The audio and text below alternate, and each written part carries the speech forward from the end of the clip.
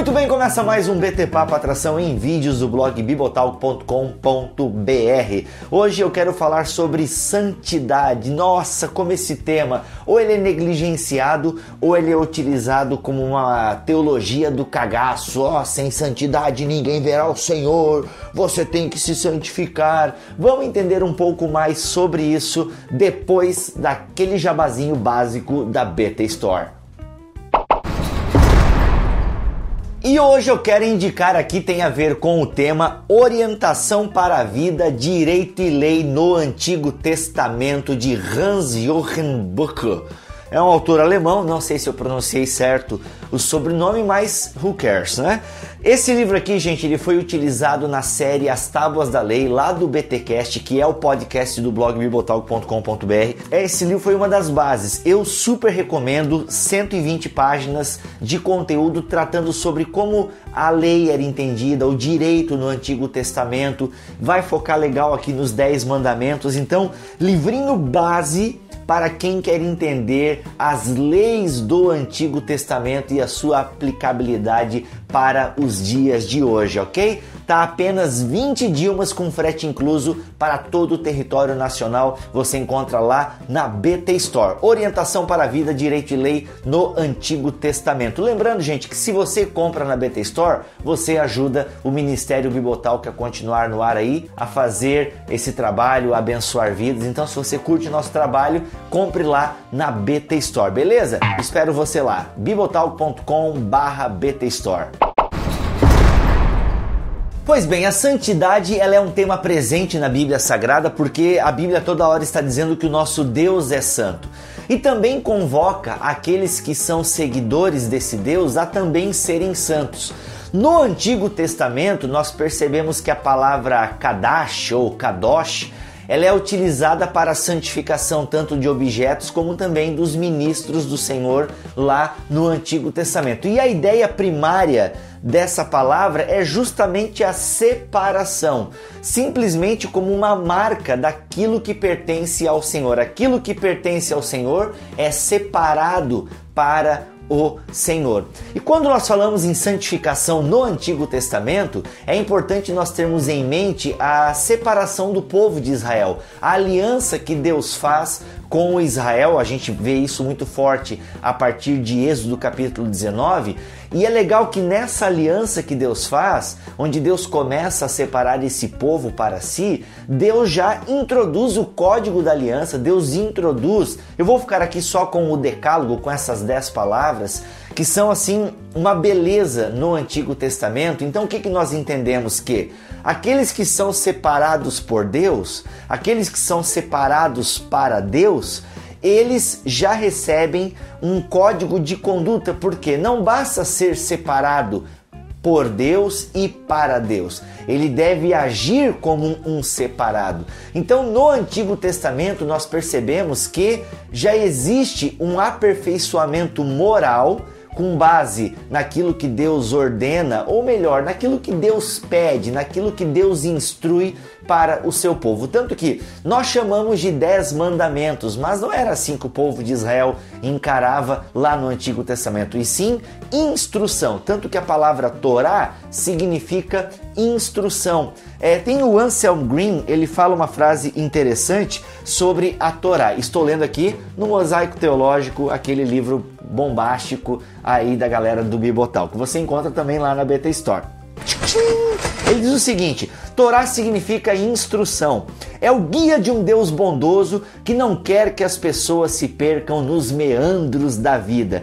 Então nós entendemos que já no Antigo Testamento o Espírito Santo gera qualidades morais e espirituais de santidade e bondade na pessoa a quem se achega ou habita. Quem diz isso foi Miller Erickson. Então, no Antigo Testamento, ainda que a ação do Espírito ela é mais medida, não é assim sacudida, transbordante, recalcada e tudo mais, mas daqueles que o Espírito Santo se aproxima e habita, ele gera essas qualidades morais. E é no Novo Testamento que aí o Espírito Santo, essa terceira pessoa da Trindade, ele vai agir, ele vai se tornar mais claro como santificador. Ainda que nós acreditamos acreditamos que as três pessoas, né, afinal as três são uma só, elas agem no processo de santificação, no Novo Testamento é a pessoa do Espírito Santo que assume mais este papel. Eu estou aqui, obviamente, colando, né, do Mosaico Teológico, porque é uma literatura de referência. Mas no Novo Testamento a gente também, então, tem isso, essa ideia de que santo é o povo de Deus, o povo chamado de Deus. Nesse sentido, todos nós, todos aqueles que pertencem ao corpo de Jesus são santos. Obviamente que justificação, regeneração e santificação, nós didaticamente separamos ela. A justificação e regeneração praticamente acontecem no momento que o indivíduo atende o apelo de Deus. Então ali acontecem justificação, regeneração e também a santificação. Só que a santificação não é um evento que aconteceu, ela é um evento que está acontecendo. Por isso que se diz que santificação é também um processo, mas ao mesmo tempo é também um indicativo daqueles que pertencem ao povo de Jesus, ao povo de Deus. Então, por isso que Paulo chama a igreja de Corinto de santos, a igreja dos santos. E olha que a igreja de Corinto era uma igreja bem problemática, porque ser santo, nesse sentido também do Novo Testamento, não significa não ter falha moral. E é aí que muitas pessoas se perdem, porque elas acreditam que ser santa é não ter nenhum defeito moral, nenhum problema, sabe, nenhum pecadinho ali que precisa ser tratado. Não, não é isso que a Bíblia nos ensina. Os santos do Senhor são também pecadores. Ser justificado, regenerado e entrar nesse processo de santificação. Por que processo? Porque nós seremos santos e perfeitos até o dia, né, somente no dia do Senhor Jesus. Então, a santificação, ela é esse processo que permite com que os salvos, aqueles que pertencem ao povo de Deus, consigam lutar contra a carne, consigam lutar contra o pecado. Tanto que somente aqueles que são santos, quando fazem uma cagada, não devia ter feito isso. O ímpio, aquele que não pertence ao povo de Deus, ele faz a cagada e ele está tudo bem, porque ele não tem esse preceito moral que guia a vida dele. Então é interessante nós percebermos isso, que a justificação, a regeneração e a santificação, elas acontecem no momento da conversão. Entretanto, contudo, todavia, porém, sobretudo e mais uma capa de chuva, entende-se que essa santificação é um processo, mas ela designa também o povo de Deus. E aí que o pessoal, né, como eu estava falando, o pessoal confunde muito, porque acha que ser santo é não ter nenhum defeito. Tem uma passagem que é interessante, que é Mateus, né, onde o pessoal entende muito essa ideia de que nós devemos ser perfeitos, né, como o nosso Pai Celestial também é perfeito. E aí o pessoal entende, né, novamente, que perfeição é, sabe, você não ter nenhum defeito. E não, gente, nós temos defeitos, nós temos problemas, só que como estamos nesse processo, nós vamos sempre trabalhando esse problema em nós. E aqui é interessante o seguinte, tá? Que é Mateus 5,48, onde está essa ideia, né? Esse pedido para que a gente seja perfeito. Mas a palavra grega, diz aqui o Miller Erickson, perfeito, encontrado em Mateus, não significa sem falha. Olha aí, vamos prestar atenção. Ou sem mácula.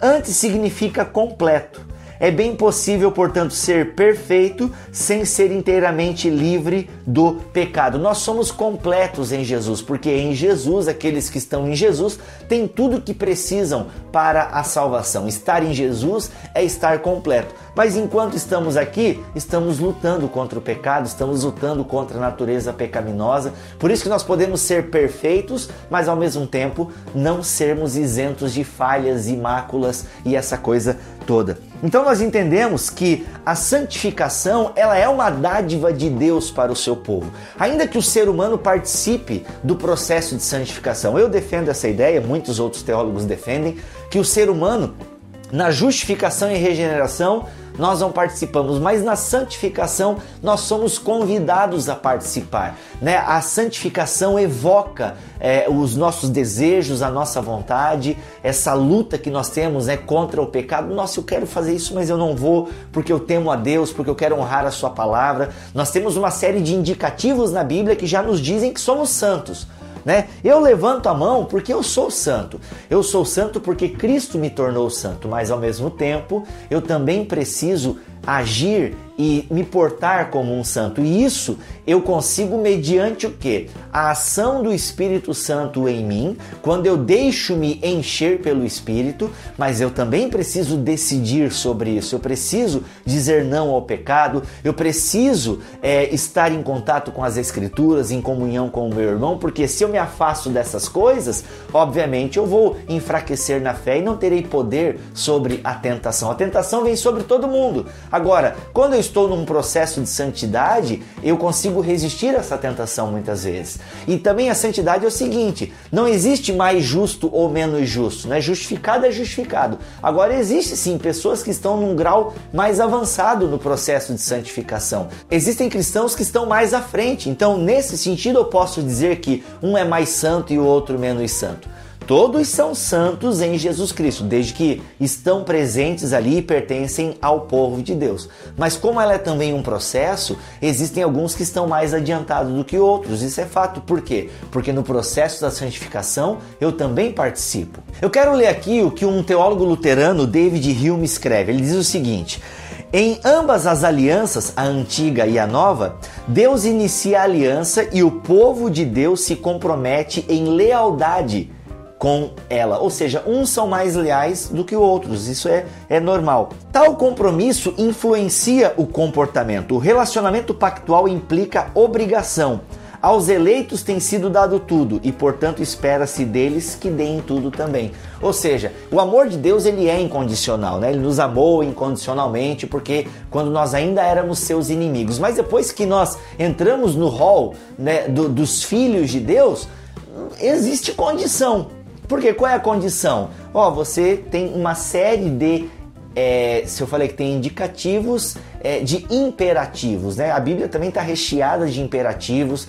Paulo vai dizer a Timóteo que a graça de Deus nos motiva a vivermos de maneira santa. Então, existem também esses imperativos que eu preciso cumprir, faz parte do processo de santidade. O que nós temos que tomar muito cuidado, e aí entra o legalismo, é quando eu começo a ficar soberbo no processo de santificação, quando eu começo a me achar mais santo do que o outro, quando eu foco no processo e não foco naquele que possibilita o processo. Esse é um grande detalhe. Como eu disse aqui no Mosaico Teológico, e nesse ponto devemos tomar todo o cuidado possível para não cairmos no legalismo. A salvação não é pelas obras. Já tratamos no capítulo 3, e se você ouve o BTcast, você sabe que a salvação não é pelas obras. A salvação não é pelas obras, não trocamos piedade por um lugar no céu. Muita gente faz isso, né? Ela quer trocar a piedade dela porque ela tem que ser piedosa, porque ela tem que ser santa, porque ela quer ir morar no céu. E não é isso que a Bíblia nos incentiva. Muitos pensam assim e erroneamente utilizam Hebreus 12:14 como alicerce. Aquela ideia, que sem santidade ninguém verá ao Senhor. Então assim, gente, é bom nós lembrarmos que o foco da santificação deve ser o quê? A ação de Deus no ser humano e não o esforço daquele que está sendo santificado, porque é Deus quem santifica o seu povo, ainda que eu participe do processo. E quando Hebreus fala que sem santidade ninguém verá o Senhor, é bem claro isso no texto, se você ler todo o contexto. Eu me santifico para que outras pessoas vejam a Deus. Eu não me santifico para ser salvo, eu me santifico para ser sal, eu me santifico para dar bom testemunho, e a função do testemunho é atrair outras pessoas para Deus. A ideia da minha santidade, a ideia de santificado seja o teu nome, ó Deus, que a gente ora no Pai Nosso, é que as demais pessoas reconheçam a Deus. O objetivo da santificação é viver como um membro do reino de Deus. E um membro do reino de Deus, ele tem um propósito muito nobre, que é atrair mais pessoas para este reino. E quem faz a missão, quem faz isso é o próprio Deus, que conta com a gente aí nessa ação no mundo. Então por isso eu me santifico, por isso eu quero ser cada vez mais parecido com Jesus. Eu já sou santo, mas estou nessa caminhada e estou nesse processo até que ele venha. E aí, vamos comentar? Participe nos comentários. Se você gostou desse vídeo, compartilhe nas redes sociais e é claro, dê aquele joinha e inscreva-se no canal. Até o próximo vídeo, se Deus quiser e assim permitir. Valeu, galera. Um abraço.